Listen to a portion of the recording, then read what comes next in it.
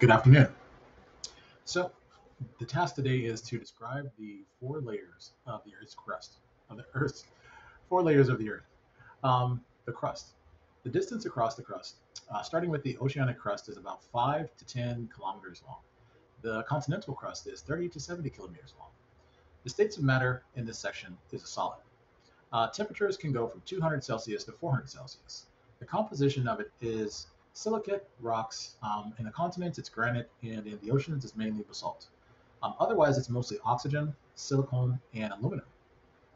The next layer of the Earth is the mantle, and the mantle across is about 2,900 kilometers, which has a mostly a solid state of matter, but in certain areas it can be semi-plastic. The temperatures there in the mantle range between 500 degrees Celsius to 4,000 degrees. The composition there is silicate minerals rich in iron and magnesium. From the mantle, we'll go to the outer core. The distance across is about 2,200 kilometers. The temperatures range there from 4,000 to 6,000 degrees Celsius. Composition is mostly iron, nickel, sulfur, and oxygen. The state of matter there is mainly liquid.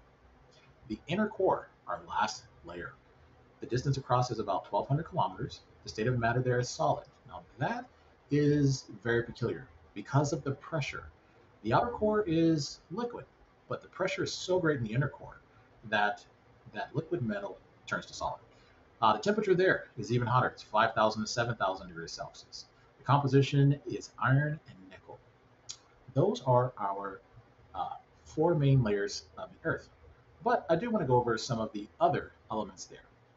So on the left side of the diagram, I've got one here, but you're also seeing it there. On the left side of our diagram, we have the exterior part of our crust with the North Pole, the ice caps with the North Pole, the South Pole. Down beneath the ocean, you'll have a thin layer of oceanic crust. The continental crust will produce the continents that where we live.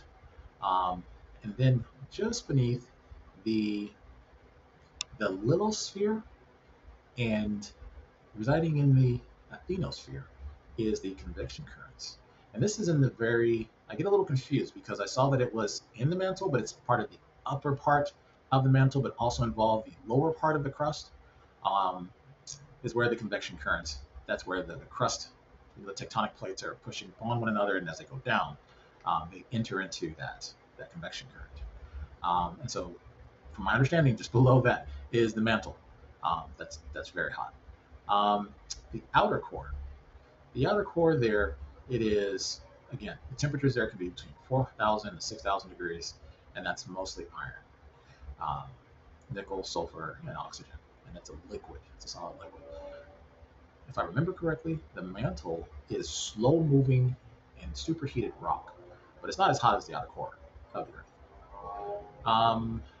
I think I've covered all of our descriptions, all of the different sections, the lithosphere, the asthenosphere, or I believe I'm saying that right, the convection currents, the mantle, the crust, the outer core, the inner core, the different types of continental, um, excuse me, types of continental crusts, like the oceanic, and the part that we live, the continental crust.